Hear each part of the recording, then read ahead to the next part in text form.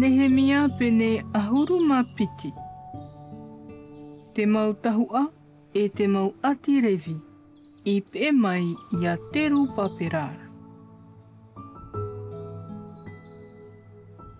Te iehoi te whia tahua e te mau ati revi, I haere atoa mai ratou o teru papera a te ara tiera, e o Atua, o Teraia, e o Jeremia, e o Etera, e o Amaria, e o Maruta, e o Hatuta, e o Tetania, e o Rehuma, e o Meremota, e o Ito, e o Tineto, e o Apia, e o Miamina, e o Maatia, e o Pireta, e o Temaia, e o Ioiaripa, e o Ietaia, e o Taru, e o Amota, e o Hiritia, e o Ietaia. O nā tahuarahi eie, o tō rātou ia mau tae I te anutau ia Ietuara. E te mau atirevi, o Ietua, e o Pinui, e o Tatamiera, e o Terepia, e o Iuta, e o Matania, o ia e tōna ramau tae o te arataia I te hamaitai I roto I te hieroa. E o Pataputia, e o Uni, e tō raua pue tae o te niehoia rato I te moputiai. Whanau airata Ietua o Ioiatima. Whanau airata Ioiatima o Eriatipa. Whanau airata Eriatipa o Ioiata. Whanau airata Ioiata o Ionatana. Whanau airata Ionatana o Atua. I te anotau ia Ioiatima, te whia matahia pōtahu arahira, ta tera iara o Meraiaia, ta Jeremiara o Hananiaia, ta Eterara o Meturamaia, ta Amariara o Yehohananaia, ta Meritura o Ionatanaia, ta Tepaniara o Iotefaia, ta Harimara o Atanaia, ta Meraiotara o Heretiaia, ta Itora o Tetariaia, ta Tinetonara o Meturamaia, ta Apiara o Titeria, ta Miniaminara, ta Moatiara o Piretaia, ta Piretara o Tamuaia, ta Temaiara o Yehonatanaia, ta Ioiaripara o Matenaia, ta Ietaiara o Utia, ta Taraira o Taraia, ta Amotara o Eperaia, ta Heritiara o Hatapiaia, ta Ietaiara o Netaneeraia. Te mau atirevi I papaihia I te anotau ia Eriatipa, e ia Ioiata, e ia Iohanana, e ia Atua, e whiarahi me tua rato. E te whiatahua, e tērua erei te hau a Tariu I Peretiara. Te motomaria revira, te whiarahi matahia pōra, ua papaihia ia I roto I te parau o te momhanara, e tērua erei te anotau ia Iohanana a Eriatipara.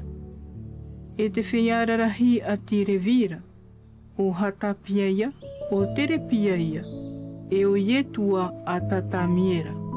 E tō rato mau te e mua ei rato, te hapohia ia I Arue, e ei haamaitai, I te prau ea te tātau te atuara a Tavita I te rapupu I te rapupu. O Mataniaia, e o Pataputia, e o Opatia, e o Meturama, e o Taramona, e o Atupa, o te tia I te pupu I te tomo I te mo uputara. E o rāna te iene mo tātai te anotau ia Ioiatima a Ietua. A Iotatata, e te anotau hui o te tawanara o Nehemia, e ia e te rātahu a papa I praura. E tae e rei te pupur ahia te aua o Yerutarema. Wa imi rātou, e warat e mai te mau atirevi, Mai te mauwahi atua I parhehi e rātoura. I Yerutarema, ia hapo rātou I taua pupura mā te ua o. Mā te haamaitei, mā te himene, mā te tumeparu, e te nāpara, e te tinura. E te whea ite I te himenera, waha a putu mai I Yerutarema mai te whenua atea e atinoa e mai te mau oireri I Netofa.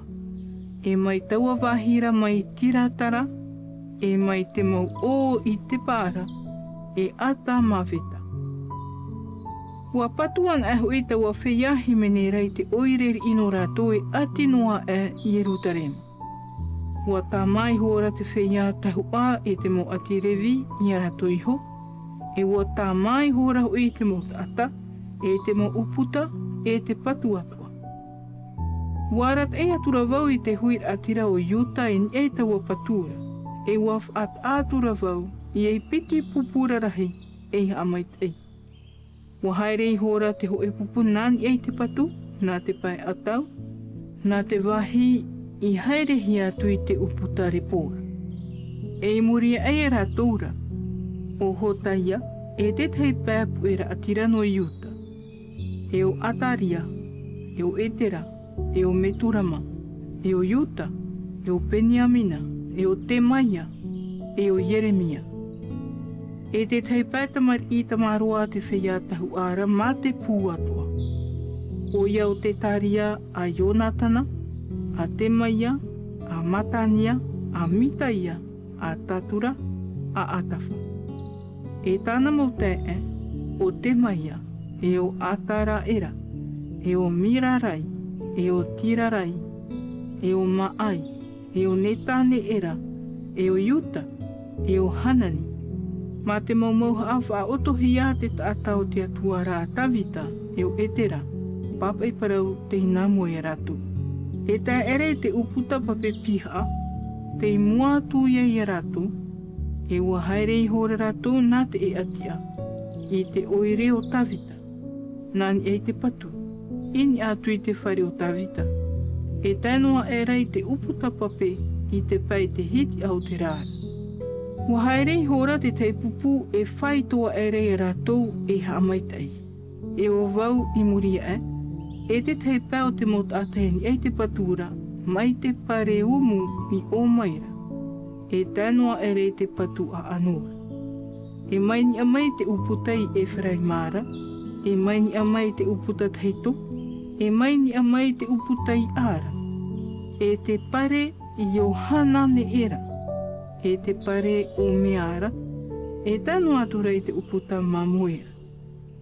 E tā ere rato I te uputa I te tape ara. Ti ano I hora rato. Ua ti ano I hora tau ana pupu e pitira I haamaitei. I roto I te whare o te atua. E o vau e te teipea o te whea tawana I pia e hui a ura. E te whea tahu ara o Eriatima, e o Maateia, e o Meniamina, e o Mitaia, e o Erioenai, e o te Taria, e o Hanania, mā te Puana. E o Maateia, e o Temaia, e o Eriatara, e o Uti, e o Yehohanana, e o Erama, e o Etera.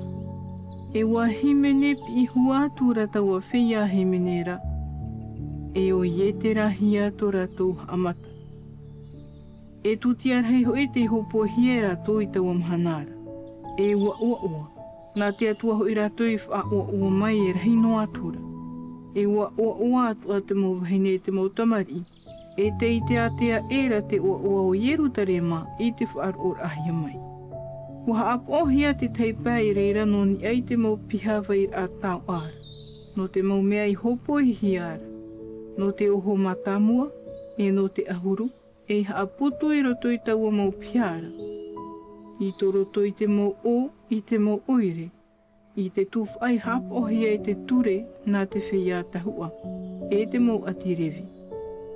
Ua e raho I Yuta, I te mea te tia I maira te mau tahua e te mau atirevi I te hierora. E ua haapo atura rato I te mea e au no te amorira ai to rato atua, e to te tāmara. E ua nare rato a te whea himene e te mau tia I uputara. Te I parauhia mai e Tavita, e tāna tamaiti e Toromona. Te iti anu tau hui a Tavita e ia ātawha Tahitōra, I haapohia e te whea himene whaitoito, e himene I te himene hamaita I te atua. E ua hōpoito I te raera atua I te tuwha ai te maumahana atuara, nā te whea himene e te mautia I uputa, I te anu tau ia te rupa pera, e te anu tau ia Nehemia, e te mo mea muara ua hopoi ia nā te atirevi, e ua hopoi te atirevi taua mo mea muara, e te mo tamari a aronara.